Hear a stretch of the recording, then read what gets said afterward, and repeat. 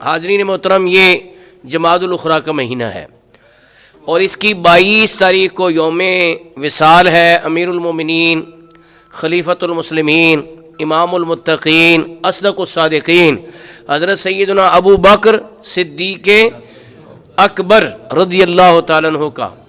تو اس لحاظ سے امت کو اس کا پتہ ہونا چاہیے۔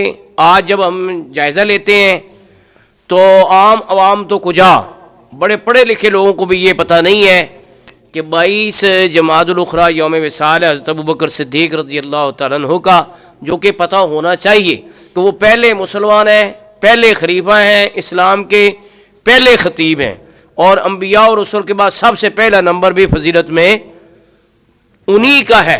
اسے پا کہ اب حب ابی بکر و شکرہ واجب علی کل امتی، ابو بکر کی محبت اور اس کا شکریہ ادا کرنا میرے ہر امتی پر واجب ہے۔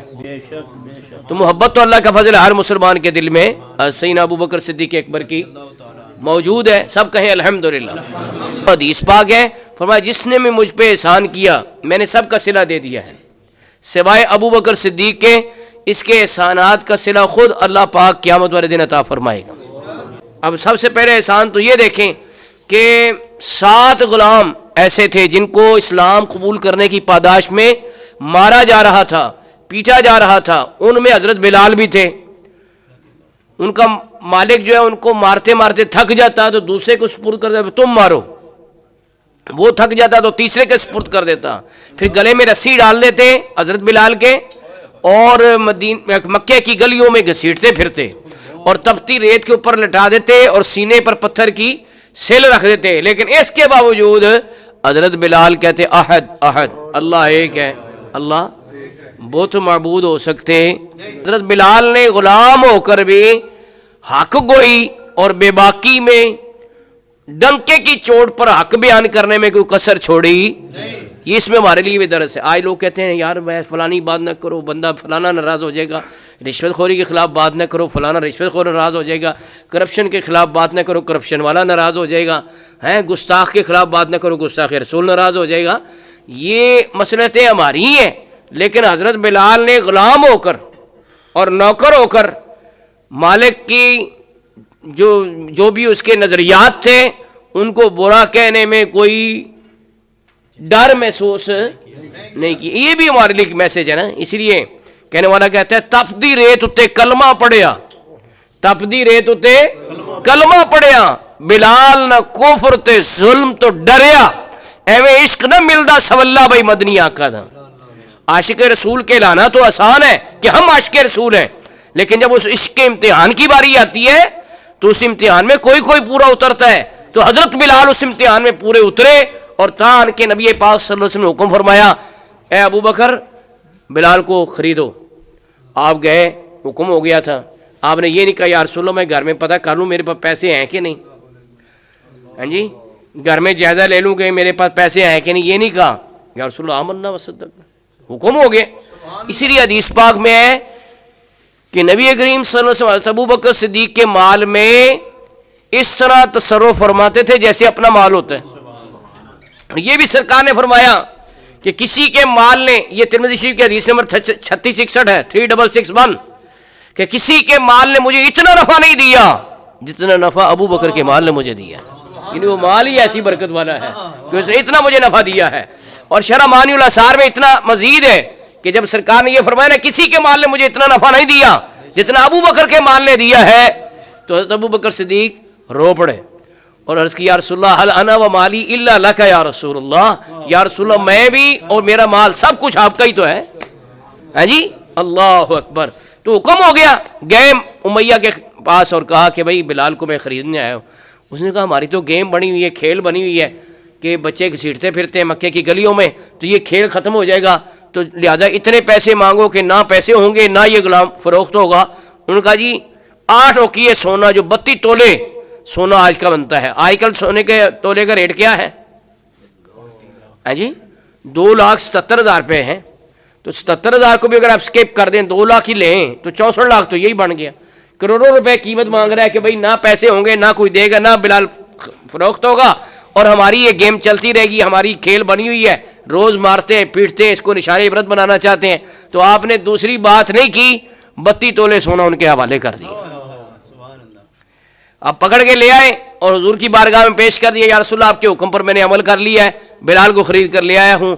اور خرید کر آپ نے کیا کر دیا, آزاد کر دیا. اس پر کفار مکہ جن کی سوچ منفی سوچ تھی, اس نیکی کے کام کو اپریشیٹ کرنے کی بجائے وہ وسپرنگ کرنے لگے, چہمے گوئیاں اور سرگوشیاں کرنے لگے اپنی منڈلیوں میں کہ ہیں کوئی حبشی غلام کے بھی اتنے پیسے دیتا ہے, کوئی منہ مانگی قیمت بھی دیتا ہے, لازماً بلال کا کوئی احسان ہوگا ابو بکر صدیق پر جس کا صلہ اور بدلہ اتارنے کے لیے انہوں نے منہ مانگی قیمت پر نہ صرف خریدا ہے بلکہ اپنی نوکری میں نہیں رکھا.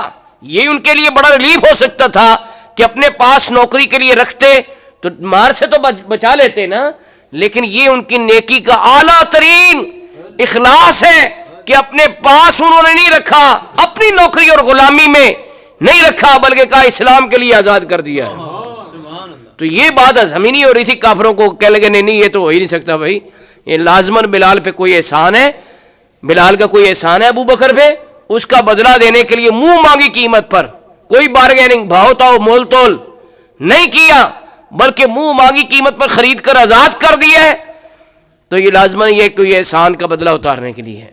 تو اللہ پاک نے ایک نہیں, دو نہیں, تین نہیں, چار نہیں, اکٹھی 5 آیتیں اتار دی.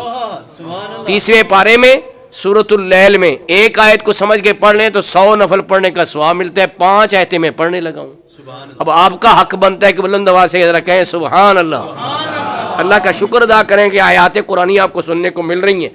5 آیتیں اکٹھی پڑھنے لگا ہوں. اللہ پاک نے فرمایا وَسَيُجَنَّبُهَا الْأَتْقَى, جہنم سے دور رکھا جائے گا سب سے بڑا پرہیزگار. سب سے بڑا پرہیزگار کون ہے؟ امام فخر الدین رازی نے تفسیر کبیر میں لکھا ہے کہ یہاں پر سب سے بڑے پرہیزگار سے مراد حضرت ابو بکر صدیق اکبر ہیں. اتنے بڑے پرہیزگار ہیں کہ زمانہ جاہلیت میں کبھی شراب نہیں پی. اسلام نے بعد میں بتانا ہے, ابھی انہوں نے جاہلیت کے زمانے میں بھی شراب کو منہ نہیں لگایا.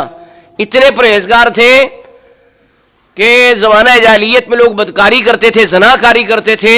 آپ نے اس دور میں بھی, اسلام نے تو بعد میں بتانا ہے کہ حرام ہے, آپ نے اس دور میں بھی اتنی طبیعت آپ کی پاکیزہ اور ستھری ہے کہ آپ نے اس دور میں بھی کبھی زنا کاری کے قریب نہیں گئے. بت پرستی کفار مکہ کا مذہب تھا. سین حرم میں 360 بت تھے, وہ ان کو ماتھا ٹیکتے تھے, سجدہ کرتے تھے, لیکن اس دور میں بھی حضرت ابو بکر صدیق نے کبھی کسی بت کے سامنے سجدہ نہیں کیا. اللہ نے اپنے حبیب کا دوست بنانا تھا نا, تو شروع سے ہی پاکیزہ دوست رکھا. جی اللہ اکبر. تو حضرات محترم, میں یہ عرض کر رہا ہوں, اسی لیے جب امام اہل سنت اعلی حضرت مولانا شاہ احمد رضا رحمۃ اللہ علیہ نے آپ کو سلام پیش کیا نا اپنے شورى آفاق سلام میں, تو کہا اصدق الصادقین سید المتقین, یعنی پرہیزگاروں کے سردار. اصدق الصادقین سید المتقین, چشم و گوش وزارت پہ لاکھوں سلام, یعنی اس افضل الخلق بعد الرسل ثانی یسنین ہجرت پہ لاکھوں سلام. اور سبحان اللہ کیا کہتے ہیں, حضور کے ساتھ تھے نا, تو اس ساتھ کی طرف اشارہ کرتے ہوئے کہا کہ سرکار کا سایہ زمین پر نہیں پڑا, یہ آپ کا معجزہ تھا, لیکن ابو بکر صدیق آپ کے ساتھ سائے کی طرح رہے. سایہ مصطفیٰ, مایہ اصطفیٰ, عز و ناز خلافت میں لاکھوں سلام. خاص اس سابق سیر قرب خدا اوحد کاملیت پہ لاکھوں سلام. اجی تو اللہ پاک فرماتا ہے وَسَيُجَنَّبُهَا الْأَتْقَى, جہنم سے دور رکھا جائے گا سب سے بڑا پرہیزگار. الَّذِي يُؤْتِي مَالَهُ يَتَزَكَّى, جو اپنا مال اس لیے دیتا ہے تاکہ پاک ہو جائے. وَمَا لِأَحَدٍ عِندَهُ مِن نِعْمَةٍ تُجْزَى, اس پر کسی کا احسان نہیں ہے, اس پر کسی کا احسان نہیں ہے جس کا اس نے بدلہ دینا ہو. تو پھر کیا بات ہے, سنو ذرا. فرمایا اِلَّا ابْتِغَاءَ وَجْهِ رَبِّهِ الْأَعْلَى, سوائے اس کے کہ وہ رب اعلیٰ کی رضا چاہتا ہے. رب کو خوش کرنا چاہتا ہے، رب کو راضی کرنا چاہتا ہے، وَلَسَوْفَ يَرْضَىٰ، ان قریب وہ راضی ہو جائے گا۔ کون راضی ہوگا؟ ابو بکر صدیق اکبر، ان کی رضامندی کا اعلان ہو رہا ہے سورۃ اللیل میں۔ اچھا، اس سے اگلی سورت ہے سورۃ الضحیٰ، اس میں اللہ تعالیٰ نے اپنے حبیب پاک صلی اللہ علیہ وسلم کو مخاطب کر کے کہا ہے وَلَسَوْفَ يُعْطِيكَ رَبُّكَ فَتَرْضَىٰ، اے حبیب ان قریب آپ کا رب آپ کو اتنا دے گا کہ آپ راضی ہو جائیں گے۔ اور اس سے پہلی سورت سورۃ اللیل ہے، اس میں ابو بکر صدیق کی شان بیان کرتے فرمایا وَلَسَوْفَ يَرْضَىٰ، ان قریب وہ راضی ہوگا۔ دیکھو سورۃ اللیل میں صدیق اکبر کی شان بیان ہوئی، سورۃ الضحیٰ میں حبیب خدا کی شان بیان ہوئی۔ اللہ نے ان کو ساتھ رکھنا تھا، شانیں بھی کٹھی بیان کر دی، متصل صورتوں میں شان بیان کی کہ بچپن میں بھی ساتھ رکھا، لڑکپن میں ساتھ، جوانی میں ساتھ، بڑھاپے میں ساتھ، سفر میں ساتھ، ازر میں ساتھ، جنگ میں ساتھ، امن میں ساتھ، غار میں ساتھ، اور مزار میں بھی ساتھ، اور قیامت والے دن بھی ساتھ۔ کس طرح؟ حدیث پاک ہے، نبی پاک صلی اللہ علیہ وسلم ایک مرتبہ محفل میں تشریف لائے تو آپ کے دائیں دستے مبارک میں حضرت ابو بکر صدیق کا ہاتھ تھا، بائیں دستے مبارک میں حضرت عمر فاروق اعظم کا ہاتھ تھا۔ صحابہ کرام دیکھ کر خوش ہوئے تو سرکار نے یہ فرما کر ان کو اور خوش کر دیا، فرمایا ہاکذا نبعث یوم القیامہ، قیامت والے دن بھی ہم اسی طرح اٹھائے جائیں گے۔ جی اللہ اکبر۔ حضرات، حضرت ابو بکر صدیق کی کیا کیا میں آپ کو قربانیاں پیش کروں۔ ہجرت کے سفر میں آپ سرکار دو عالم صلی اللہ علیہ وسلم کے ساتھ ہیں، غار ثور میں ساتھ ہیں، اور کافر ڈھونڈ رہے ہیں۔ 100 سرخ اونٹوں کا اعلان ہو چکا ہے کہ جو پکڑے گا، اریسٹ کرے گا، ان کو 100 سرخ اونٹ دیے جائیں۔ خاکی اونٹ سستا ہوتا تھا، سرخ اونٹ آج اونٹ کتنے کا آتا ہے؟ جو اونٹ کی قربانی کرتے ہیں ذرا بتائیں۔ ہاں لاکھوں میں آتا ہے نا، تو 100 سرخ اونٹ والا تو اربوں پتی ہو جائے گا، کروڑ پتی تو ہو ہی جائے گا نا۔ لیکن قربان جاؤ، ابو بکر صدیق کی فیملی تو ساری وفادار ہے نا، بیٹیاں بھی بیٹے بھی ہیں، غلام اور نوکر تھے جو بکریاں چراتے تھے اور غار ثور میں کھانا پہنچاتے تھے، انہوں نے بھی راز فاش نہیں کیا، مخبری نہیں کی کہ چلو یار غلامی سے ہی جان چھوٹے گی، 100 سرخ اونٹ مل جائیں گے، کروڑ پتی بن جائیں گے۔ لیکن سبحان اللہ، نوکر بھی، اس خاندان کے غلام بھی وفادار ہیں، کسی نے راز فاش نہیں کیا کہ جن کو تم ڈھونڈ رہے ہو وہ تو غار ثور میں ہے، جو مکے کے اپوزٹ رستے میں ہے۔ وہ مدینے کے رستے میں تلاش کر رہے تھے نا، تو مدینے کے رستے میں نہیں، اپوزٹ رستے میں غار ثور میں پناہ لے کے بیٹھے ہوئے ہیں۔ پھر بھی وہ قدموں سے تلاش کرتے ہوئے کھوجیوں کو ساتھ لے کر وہاں پہنچے تو وہاں کبوتری نے انڈے دیے ہوئے تھے، مکڑی نے جالا تنا ہوا تھا۔ ان کا اگر اندر داخل ہوتے تو مکڑی کا جالا ٹوٹ جاتا، اور یہ کبوتری نے پتہ نہیں کب سے انڈے دیے ہوئے ہیں۔ جی اس موقع پہ ابو بکر صدیق گھبرائے، ان کو سرکار کی فکر تھی، یا رسول اللہ اگر انہوں نے جھک کر اپنے قدموں کو ہی دیکھ لیا تو ہمیں دیکھ لیں گے۔ تو حضور نے کیا فرمایا؟ فرمایا اِذْ يَقُولُ لِصَاحِبِهِ لَا تَحْزَنْ إِنَّ اللَّهَ مَعَنَا،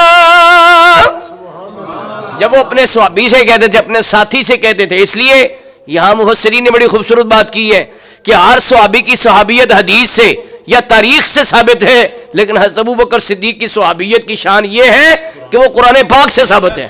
سورۃ توبہ کی آیت نمبر 40 ہے، اِذْ يَقُولُ لِصَاحِبِهِ، جب وہ اپنے صحابی سے کہتے تھے لا تحزن، غم نہ کر، ان اللہ معنا، بے شک اللہ ہمارے ساتھ ہے، بے شک اللہ ہمارے ساتھ ہے۔ میت نبوت ہر بندے کو حاصل نہیں ہوتی، یہاں مفسرین نے یہ بات بھی کی ہے کہ نبی کو جو اللہ کی میت حاصل ہے وہ خاص ہوتی ہے۔ اسی لیے جب موسیٰ علیہ السلام نے بنی اسرائیل کو تسلی دی تو آپ نے فرمایا ان معی ربی، رب میرے ساتھ ہے، بنی اسرائیل کے ساتھ ہونے کا ذکر نہیں کیا۔ لیکن جب ابو بکر صدیق کو سرکار نے تسلی دی، فرمایا غم نہ کر، اللہ ہمارے ساتھ ہے۔ جی اللہ اکبر۔ تو یہ وہاں پر سامنے ڈسا، تیری خاطر سام سے ڈسوا لیا، صدیق نے عاشقوں کو ان کی طرز عاشقی اچھی لگی، مدینے پاک پہنچ گئے۔ تفصیلات میں نہیں جا رہا، سروے ہوا مسجد نبوی کا۔ کس کا سروے ہوا؟ 2 یتیم بچوں کی زمین تھی، سہل اور سہیل۔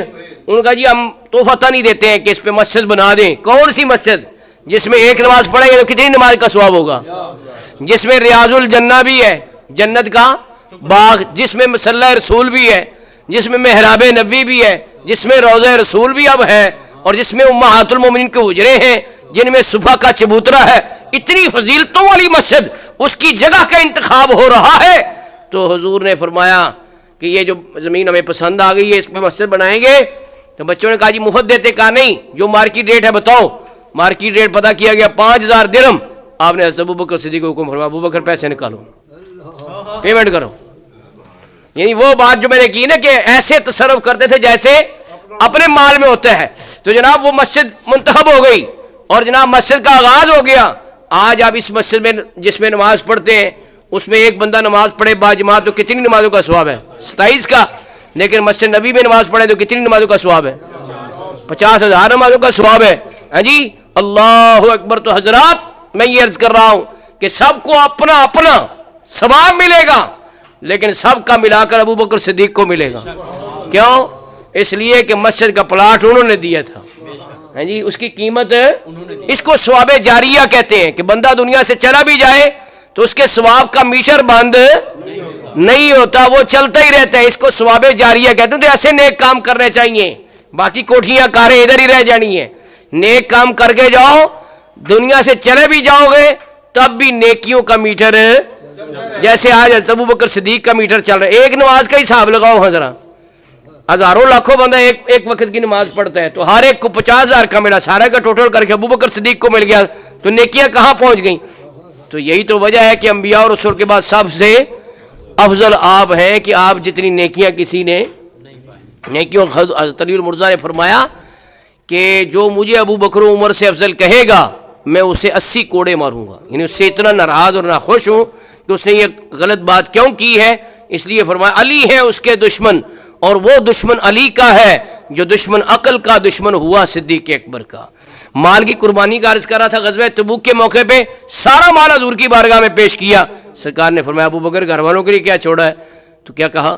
ابقیت لہم اللہ ورسولہ، ان کے لیے اللہ اور اس کا رسول، بولیے، چھوڑ آیا ہوں۔ پہلا ترجمہ یہ ہے، ان کے لیے اللہ اور اس کا رسول۔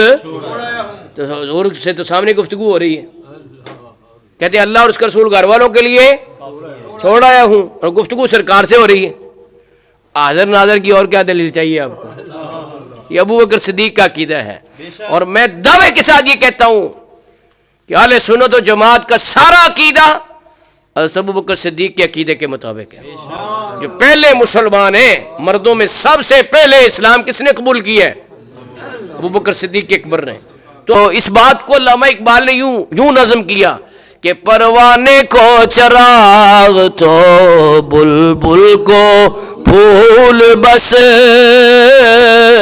پروانے کو چراغ تو بلبل کو پھول بس، صدیق کے لیے ہے خدا کا رسول بس، صدیق کے لیے ہے خدا کا رسول بس۔ اللہ اکبر۔ تو حضرات میں یہ عرض کر رہا ہوں کہ سرکار نے انگوٹھی دی حضرت ابوبکر صدیق کو، اس میں لکھوا کے لاؤ اللہ، تاکہ مہر لگایا جائے۔ تفسیر کبیر میں امام فخر الدین رازی نے یہ روایت درج کی ہے۔ آپ گئے سونار کے پاس اور خود ہی فیصلہ کر لیا کہ اللہ اور اس کے حبیب کا نام تو کہیں جدا ہے ہی نہیں ہے، اس لیے اس پر اللہ اور محمد صلی اللہ علیہ وسلم یہ لکھو۔ حضور نے کیا حکم فرمایا؟ اللہ، اور یہ کیا کر رہے ہیں؟ ساتھ سرکار کا نام بھی لکھو۔ معلوم ہوا محبت میں بعض اوقات اجازت کی ضرورت نہیں ہوتی۔ سرکار نے فرمایا ابو بکر میں نے تمہیں کہا تھا اس پہ اللہ لکھواؤ، تم نے آگے اور بھی مضمون لکھوا دیا۔ عرض کیا رسول اللہ میرے ذہن میں یہ بات آئی کہ آپ کا نام کہیں رب کے نام سے جدا ہے ہی نہیں، کلمے میں ساتھ ہے لا الہ الا اللہ محمد رسول اللہ صلی اللہ علیہ وسلم، اور نماز میں آپ کو سلام پیش ہوتا ہے السلام علیکم ایھا النبی رحمۃ اللہ وبرکاتہ، اذان میں اشہد ان لا الہ الا اللہ کے بعد اشہد ان محمد رسول اللہ، تو کہیں جدا نہیں، تو پھر یہاں پر جدا کیوں ہو؟ اس لیے میں نے آپ کا نام لکھوا دیا۔ سرکار نے فرمایا لیکن ابو بکر اس پر تو تمہارا نام بھی لکھا ہوا ہے۔ یا رسول اللہ یہ میری جسارت نہیں ہے، میں تو یہ کام نہیں کر سکتا کہ میرا نام اپنا نام بھی لکھوا دوں. میں نے یہ نہیں لکھوایا, پھر کس نے لکھوایا؟ یہ بات تو ہو رہی ہے. جبریل امین علیہ السلام حاضر ہو گئے, عرض کی یا رسول اللہ, اللہ پاک فرماتا ہے کہ ابو بکر صدیق نے یہ نہ چاہا کہ ہمارا اور آپ کا نام جدا ہو, اور ہم نے یہ نہ چاہا کہ آپ کا اور ابو بکر کا نام جدا ہو. ہاں جی, تو یہ دیکھو آج روزے میں بھی ساتھ رکھا ہوا ہے اللہ پاک نے, روزہ اقدس میں بھی ساتھ رکھا. اور دیکھو سنت رسول پہ عمل کرنے کی ان کی کتنی تمنا تھی کہ جن کاموں میں بندے کی طاقت نہیں ہے, مرنا کوئی بندے کے اختیار میں ہے؟ کس دن مرے گا, کتنی عمر میں مرے گا, کہاں مرے گا, کہاں دفن ہوگا, کسی اختیار میں ہے؟ لیکن اللہ پاک نے ان کے جذبے کو قبول فرمایا, اور ان کی عمر بھی 63 برس ہوئی جو سرکار کی ظاہری عمر ہے. اور پیر کے دن آپ نے مثال فرمایا, اور سرکار کی پہلو میں دفن ہونے کی سعادت پائی. لیکن ابھی میں نام کی بات عرض کر رہا ہوں. جب حضرت بلال نے اذان پڑھی اشہدو ان محمد رسول اللہ, ابو بکر صدیق نے انگوٹھے چومے, آنکھوں سے لگائے اور دروشی پڑھا. سرکار دو عالم صلی اللہ علیہ وسلم دیکھ رہے تھے. آپ نے تو سب آگے آ جاؤ, دیکھ رہے تھے. یہ نہیں فرمایا ابو بکر یہ تو میں نے تمہیں کہا ہی نہیں ہے, تم خود سے یہ کام شروع کر, یہ نہیں کہا. بلکہ سرکار نے کیا فرمایا ذرا سنو. آپ نے فرمایا جس نے ایسے کیا جیسے میرے یار نے کیا ہے, جیسے میرے دوست نے کیا ہے. اور کیا یہی فضیلت کافی ہے, حضور ان کو اپنا دوست فرما رہے ہیں. جیسے میرے دوست نے کیا ہے, میرے فرینڈ نے کیا ہے, میرے یار نے, میرے بیلی نے کیا ہے, جو ایسے کرے گا اس کے لیے میری شفاعت حلال ہو گئی. تو یاد رکھو, تعظیم جس نے کی ہے محمد کے نام کی, تعظیم جس نے کی ہے محمد کے نام کی, اللہ نے اس پہ آتش دوزخ حرام کی. حضرت ابو بکر صدیق اکبر کی بایوگرافی اگر ایک لفظ میں بیان کرنی ہو تو یہ کافی ہے کہ وہ صدیق اکبر بھی تھے اور عاشق اکبر بھی تھے. حضور کے سب سے بڑے عاشق, سب سے بڑے عاشق ابو بکر صدیق اکبر. یہ ان کا تعارف, یہ ان کا حوالہ, یہ ان کی بایوگرافی, یہ ان کی سوانح عمری اتنی کافی ہے کہ سب کچھ اس کے اندر آ گیا ہے کہ عشق مصطفیٰ میں سب سے اول تھے. اب دیکھو منبہات ابن حجر اسقلانی ایک کتاب ہے, اس میں بڑی لمبی ایک روایت ہے کہ ہر صحابی نے اپنی پسندیدہ چیز بیان کی. مجھے یہ 3 چیزیں پسند ہیں, ہر ایک نے 3 بتائیں. ابو بکر صدیق کی 3 پسندیدہ چیزیں سنو اور خود غور کرو کہ کیسا عاشق رسول ہے. کہا جی پہلی میری پسندیدہ چیز یہ ہے ان ناظرو الی وجہ رسول اللہ, کہ نظر میری ہو چہرہ سامنے رسول اللہ صلی اللہ علیہ وسلم کا, وہ میں دیدار کرتا رہوں. تو اللہ نے اس تمنا کو یوں پورا کیا کہ غار ثور میں 3 دن 3 راتیں مسلسل بلا شرکت گہرے سرکار کا دیدار کرتے رہے. اچھا کہا جی دوسری پسندیدہ چیز کیا ہے؟ کہا ان یکون ابنتی تحت رسول اللہ, کہ بیٹی میری ہو رسول اللہ کے نکاح میں ہو, یہ مجھے بہت پسند ہے.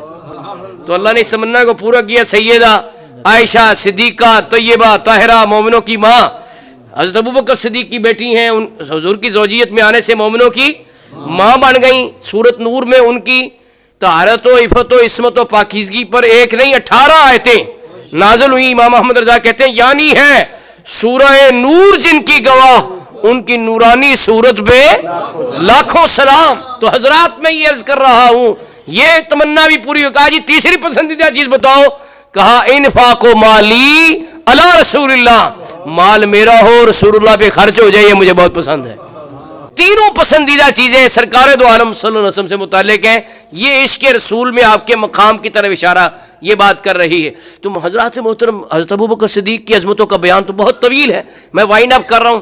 آپ کے وصال کے وقت آپ نے وصیت فرمائی کہ جب میرا وصال ہو جائے تو میرا جنازہ تیار کر کے رسول اللہ کے روضے کے سامنے رکھ دینا اور عرض کرنا یا رسول اللہ یہ آپ کا غلام ابو بکر صدیق حاضر ہے, اگر اجازت ہو تو آپ کے پاس دفن کر دیں, اور اگر اجازت نہیں تو جنت البقیع میں دفن کر دیں. کہاں دفن کر دیں؟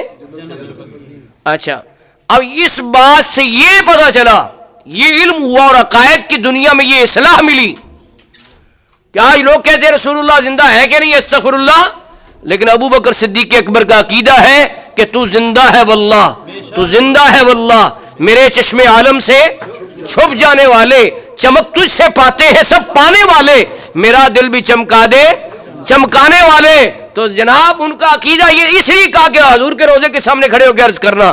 دوسری بات یہ کہ آج لوگ کہتے ہیں درود سنتے ہیں کہ نہیں سنتے؟ ابو بکر صدیق اکبر کا عقیدہ یہ ہے کہ رسول اللہ اپنے روزے کے اندر اپنے غلاموں کی فریادیں سن رہے ہیں، لیکن بات صرف اتنی ہے واللہ وہ سن لیں گے، فریاد کو پہنچیں گے۔ اتنا بھی تو ہو کوئی جو آہ کرے دل سے پکار تو صحیح، پھر سرکار کرم فرمائیں گے۔ تو حضرات یہ ابو بکر صدیق کا دوسرا عقیدہ پتہ چلا۔ تیسری بات سنو، اب تیسری بات یہ ہے کہ ابو بکر صدیق کا عقیدہ یہ ہے کہ رسول اللہ صلی اللہ علیہ وسلم پردہ فرمانے کے بعد بھی مختار کل ہے، جس کو چاہے دفن ہونے کی اجازت دے، جس کو نہ چاہے نہ اجازت دے۔ یہ ابو بکر صدیق اکبر کا عقیدہ ہے، اور یہی تمام صحابہ کا عقیدہ ہے۔ کیوں؟ جس وقت وہ یہ وصیت فرما رہے تھے، کنز العمال کے اندر ہے، دیگر کتب کے اندر ہے، تمام سیرت نگاروں نے اس کو لکھا ہے، اتھینٹک یہ روایت ہے۔ تو جناب صحابہ میں سے کوئی کہہ دیتا کہ جناب یہ آپ وصیت کیا فرما رہے ہیں کہ سرکار سن رہے ہیں، کوئی وہ کیسے اجازت دیں گے؟ کیسے پتہ چلے گا حضور نے اجازت دی ہے؟ کسی ایک نے بھی اعتراض نہیں کیا۔ ہاں یہ پوچھا جی نشانی کیا ہوگی اجازت کی، وہ نشانی تو فرما دے۔ تو ابو بکر صدیق نے کہا ہاں نشانی میں تمہیں بتا دیتا ہوں، اگر روضہ اقدس کا دروازہ خود بخود کھل جائے تو سمجھنا اجازت ہے، اور اگر خود نہ کھلے تو سمجھنا اجازت نہیں ہے، پھر مجھے بقی شریف میں دفن کر دینا۔ ہاں جی، اب جنازہ تیار ہو گیا، حضور کے روضے کے سامنے رکھ دیا گیا۔ وصیت کے الفاظ کس نے دہرائے؟ وصیت کے الفاظ سارے صحابہ ہیں اکابر، تو وصیت کے الفاظ کس نے دہرائے؟ حضرت علی نے دہرائے، اور عرض کیا یا رسول اللہ آپ کا غلام ابو بکر صدیق حاضر ہے، اگر اجازت ہو تو آپ کے پاس دفن کر دیں، اگر اجازت نہیں تو جنت البقیع میں دفن کر دیں۔ تو جناب پہلی نشانی ظاہر ہوئی، دروازہ کھل گیا، دروازہ خود بخود کھل گیا۔ اگلی نشانی سرکار کی طرف سے آئی، اندر سے آواز بھی آئی، کیا؟ ادخل الحبیب الی الحبیب فإن الحبیب الی الحبیب مشتاق، کہ یار کو یار سے ملا دو، یار کو یار سے ملا دو، کہ یار یار کے انتظار میں ہے، یار یار کے انتظار میں ہے۔ اللہ اکبر۔ اسی بات کو کسی پنجابی والے نے کیا خوب کہا کہ حضرت صدیق دے دل دی تمنا سی، حضرت صدیق دے اے دل دی تمنا سی، کہ یار نال یار دا مزار ہونا چاہیدا، یار نال یار دا مزار ہونا، اور سانو یار غار نے اے دسیا اے دوستو، سب کچھ سونے تو نثار ہونا چاہیدا۔ آپ بھی ایک دفعہ پڑھ لیں سارے، سب کچھ سونے تو نثار ہونا جی، کوئی حیاتی دا معیار ہونا چاہیدا، اللہ دے حبیب نال پیار ہونا چاہیدا۔ تو عشق مصطفیٰ صلی اللہ علیہ وسلم کے فروغ کے لیے سیرت صدیق کا بیان یہ بڑا ممد اور معاون ہے، اس کو آپ یاد کریں۔ 22 تاریخ ہے جمادی الاخری کی، تو آپ اپنے گھر والوں کو بٹھائیں، بچوں کو بٹھائیں، ان کو بتائیں کہ آج کس ہستی کا دن ہے جس کے اسلام پر اتنے احسانات ہیں کہ کوئی اس کا بدلہ دنیا میں دے سکتا نہیں۔ تو حضرات ان کی عظمت، ان کی رفعت، ان کا درجہ، ان کا رتبہ، ان کی شان، ان کا مقام ضرور بیان کریں۔ وآخر دعوانا الحمدللہ رب العالمین۔